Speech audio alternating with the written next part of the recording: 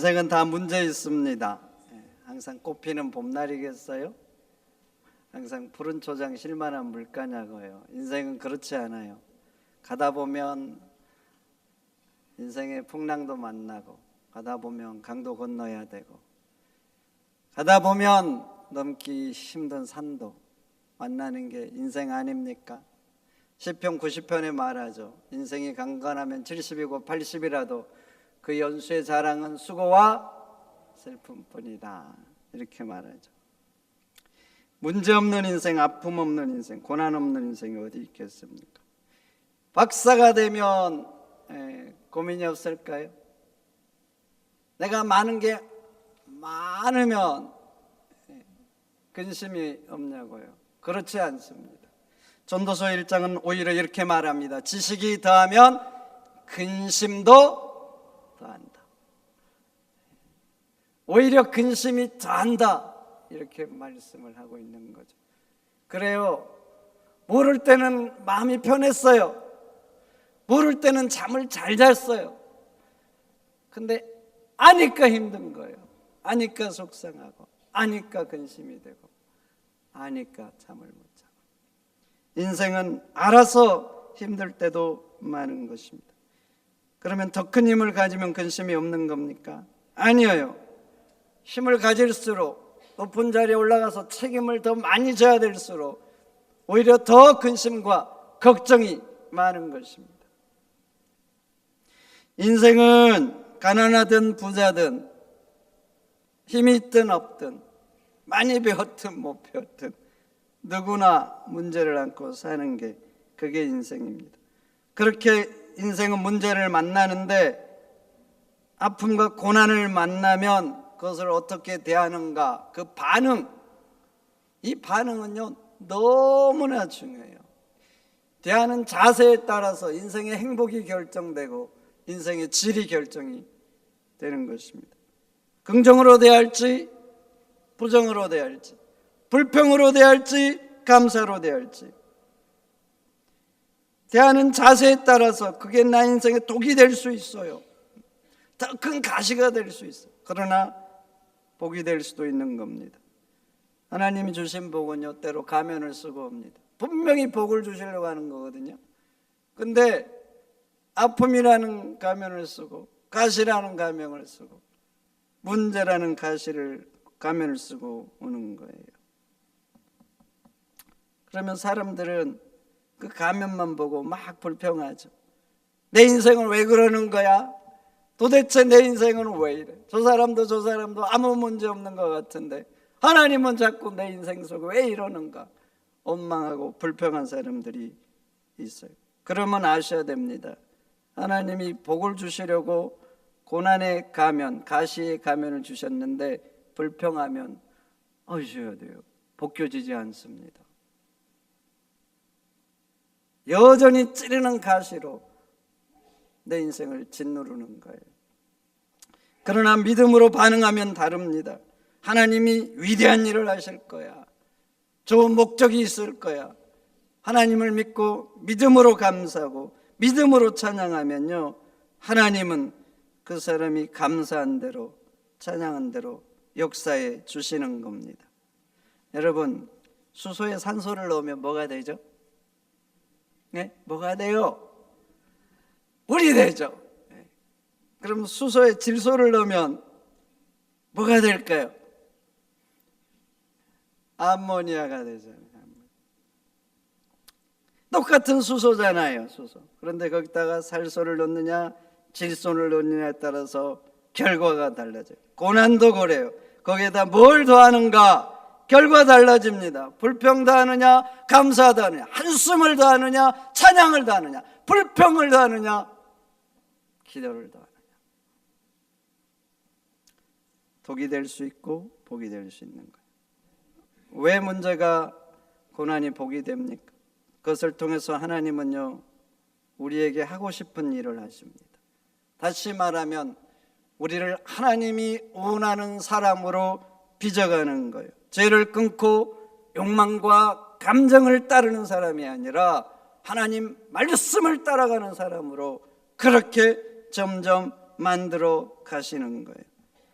사람에게 죄가 그냥 떠나간 줄 아세요? 여러분, 죄를 그냥 끊어낼 수 있는 줄 아세요? No. 죄는요, 악한 인간의 본성에서 나와요. 그 본성에서 나오죠. 그러니까 그냥 끊어지는 게 아니에요. 하나님의 마음으로 가득한 사람. 그렇지 않으면 그게 안 돼요.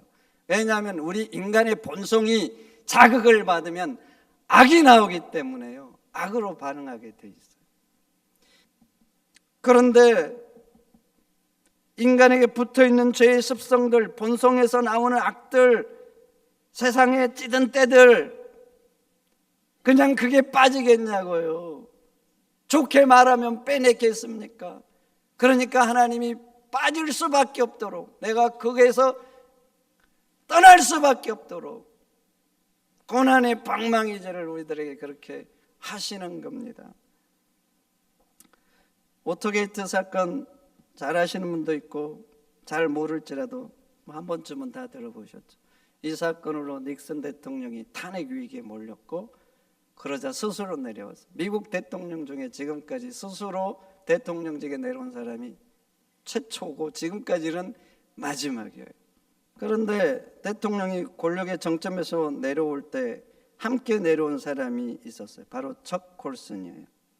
콜슨은 닉슨의 특별 보좌관이었어요. 그리고 정계에서는 닉슨의 해치맨이라는 이 별명을 가지고 있었어요. 해치맨, 해결사라는 의미죠. 대통령에게도 어려운 문제, 풀어야 될 문제들이 산적하죠. 그러면 오른팔 역할을 한 거예요. 조정도 하고 가서 설득도 하고, 대통령 편에서 원하는 것들을 이뤄내려고. 그래서 닉슨 해치맨이라는 그런 별명으로 통했어요.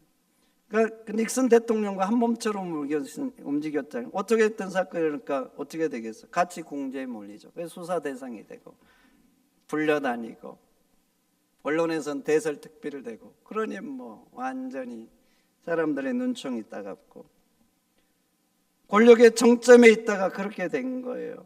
그런 상태가 된 거예요. 이런 상태가 되니까 콜슨이 비로소 자신을 보게 된 거예요.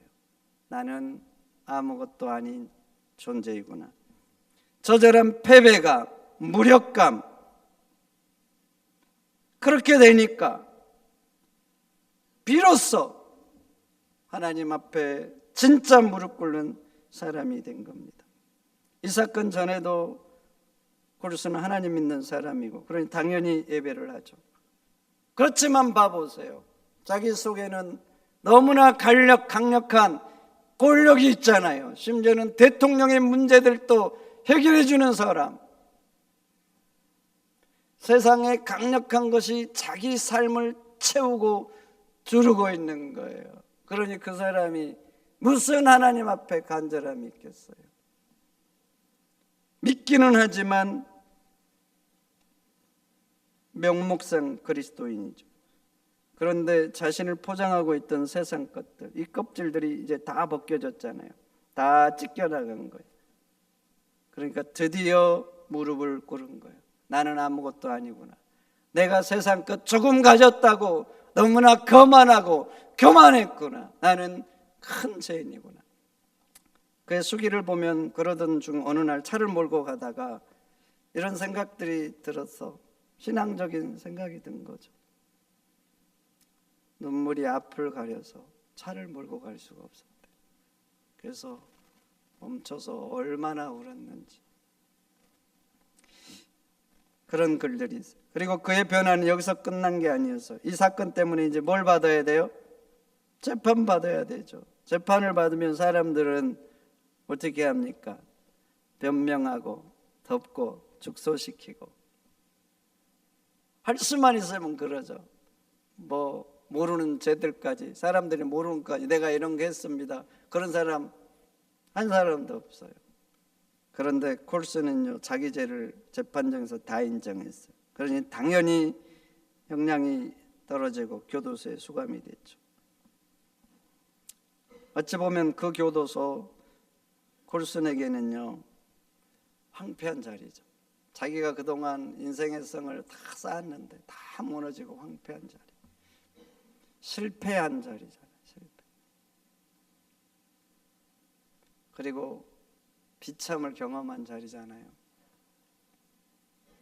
그런데 그 황폐한 자리에서 골수는 오히려 하나님 만나는 자리로 삼은 것이죠. 그래서 잘 나갈 때는 말씀 보지 않았어요. 말씀 볼 생각도 없었고 관심도 없었고 기도하지 않았어요. 명석한 두뇌로 권력으로 어떻게든 해내는 사람.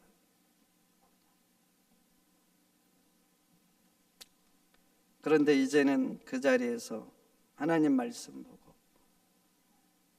무릎 꿇는 사람이 된 겁니다. 그리고 전에는 보이지 않았던 것들이 이제 보이는 거예요. 자시처럼 실패하고 교도소에 들어온 사람들, 세상으로부터 얼마나 외면받겠습니까? 그 사람들의 형편이 보이고, 그리고 그 제사조들 때문에 외면당하고 아픔을 겪는 가족들, 자기 때문에 자기 가족들이 이제 아픔을 당하잖아요. 전에는 보이지도 않고 관심도 없었어요. 그런데 그 가족들의 아픔까지도 보인 거예요. 그래서 그런 교도소에서 결심했습니다. 이제 내 남은 생은 이들을 위해서 살겠다고. 그래서 출소 후에는 프리즌 펠로십이라는 이 선교단체를 만들어서 재소자와 그 가족들을 위해서 섬기는 사람이 되었습니다. 여러분, 척 콜슨이 권력의 핵심부에 있었다면, 계속 있었다면 어떻게 됐을까요? 정말 하나님을 찾고 무릎 꿇는 사람이 됐을까요? 천만의 말씀. 나는 뭐든지 할 수 있어. 다른 사람 몰라도 나는 할 수 있어. 여전히 거만하고 여전히 교만했을까요? 다른 아픔을 당하는 사람들의 어려움을 이해할 수 있었을까요? 특히 자신처럼 죄인이 돼서 세상으로부터 외면받는 사람들, 그 가족들의 아픔을 이해할 수 있었을까요? 아닐 거예요. 오히려 그들을 향해서 나쁜 인간이라고 주운 글씨를 더 새기면서 살았을 거예요. 그런데 그가 세상 것을 다 잃으니까 그제야 자신이 얼마나 무익하고 악한 사람인지 알게 된 거예요.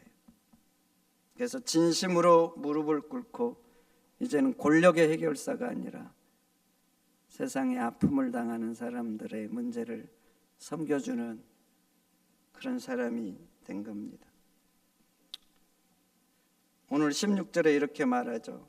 우리가 고난을 당하면 우리의 겉모습은 낡아지지만 속사람은 날마다 새로워진다고. 여러분, 그렇습니다. 잘 나가다 문제 생기면 명예에 큰 흠집이 생기죠. 때로는 그 흠집이 너무 깊어서 회복을 못 시킬 때도 있어요. 그리고 어떤 경우에는 내가 쌓았던 인생의 성까지 싸그리 무너뜨리는 경우도 있어요. 건강에 문제 생겨보세요. 그러면 당장에 우리 육신의 겉모습은 낡아지는 거예요. 그리고 어쩌면 또 그 아픔은 병마를 가지고 계속 살아야 되는 경우도 있어요. 그렇게 인생 환난들은 우리의 겉사람을 자꾸 낡아지게 하잖아요.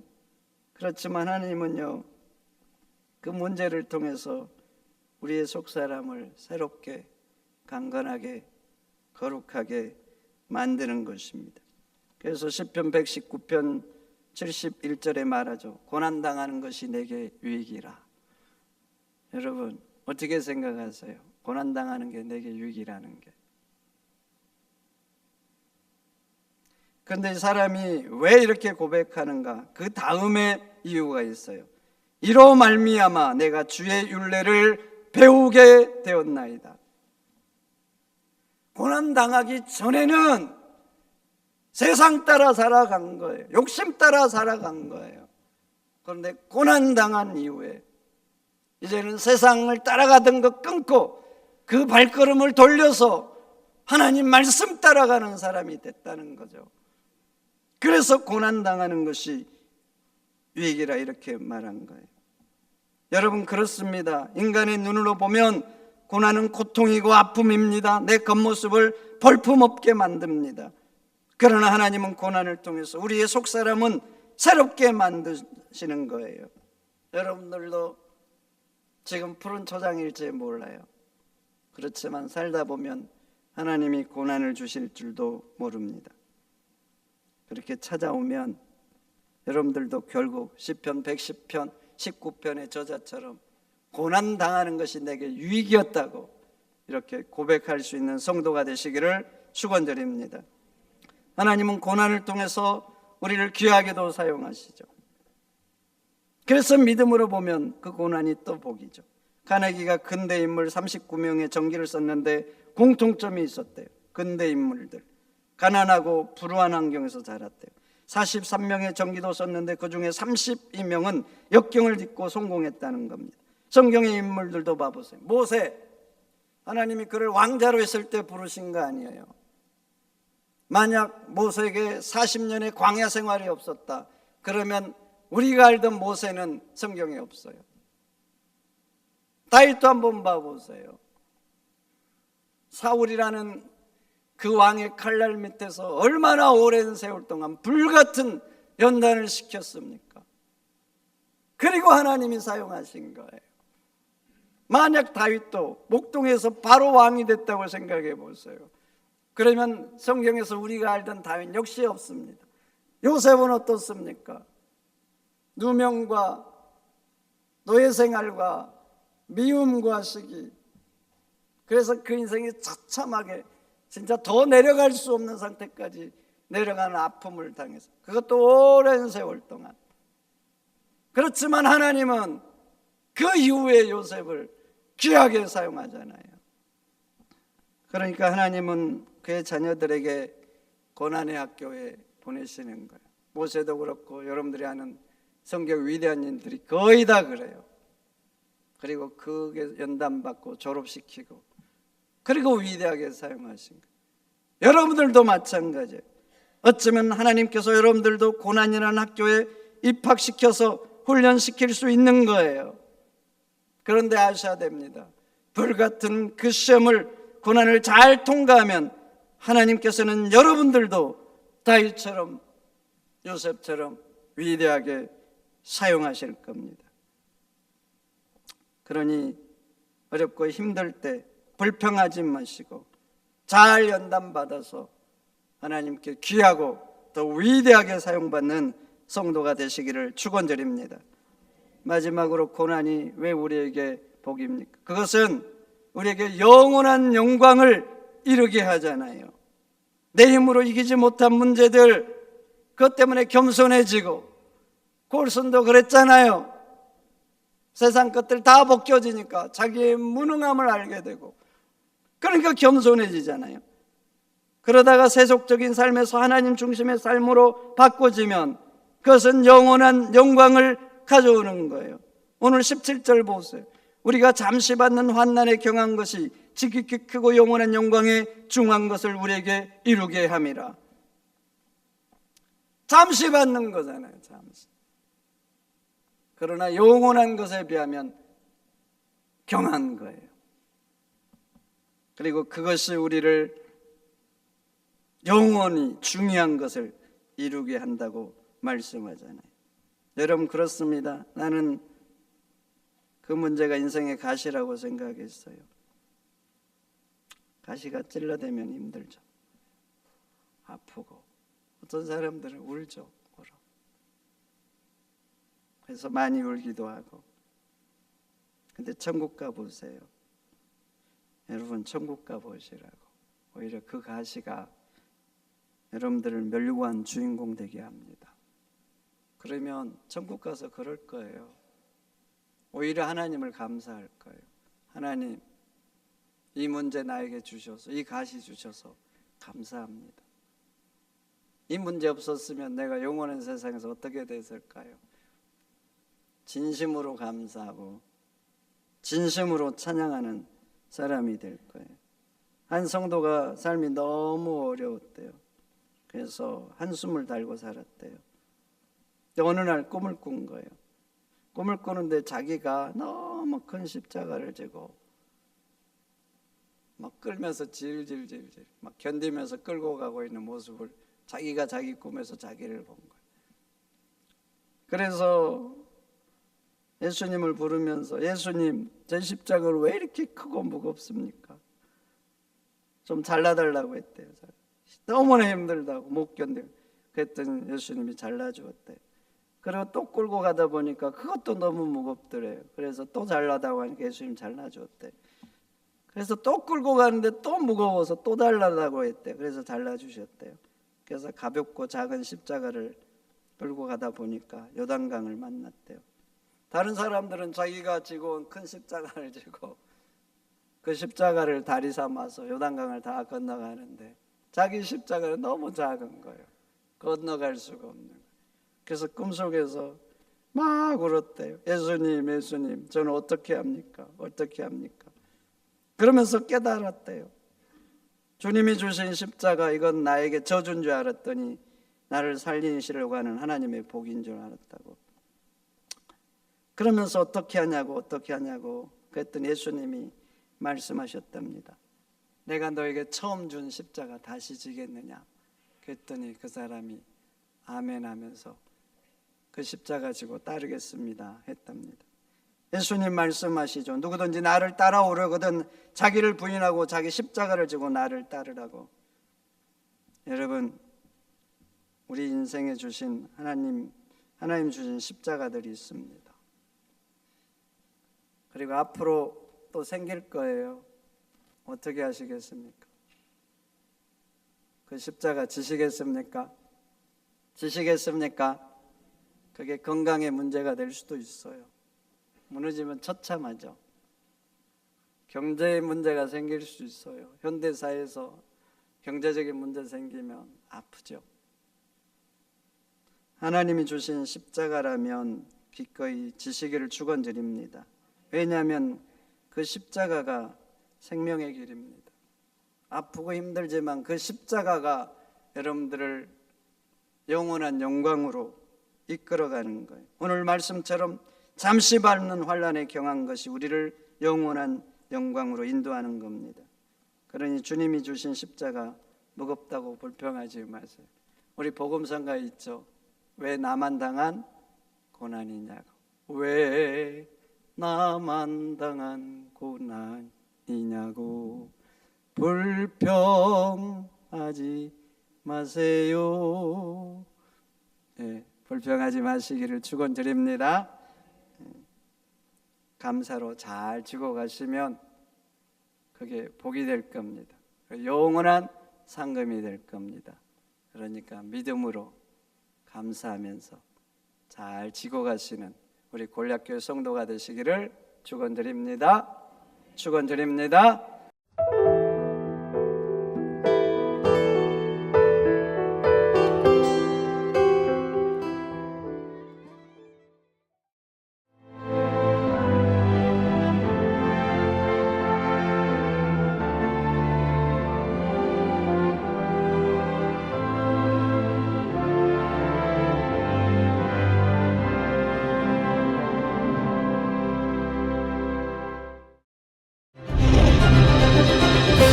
기회는 준비된 도시를 선택합니다. 대지엔 바이오, 반도체, 도심엔 문화, 하늘엔 우주. 대한민국 미래 산업의 새로운 가능성을 열어가는 곳. 격이 다른 도시, 순천입니다.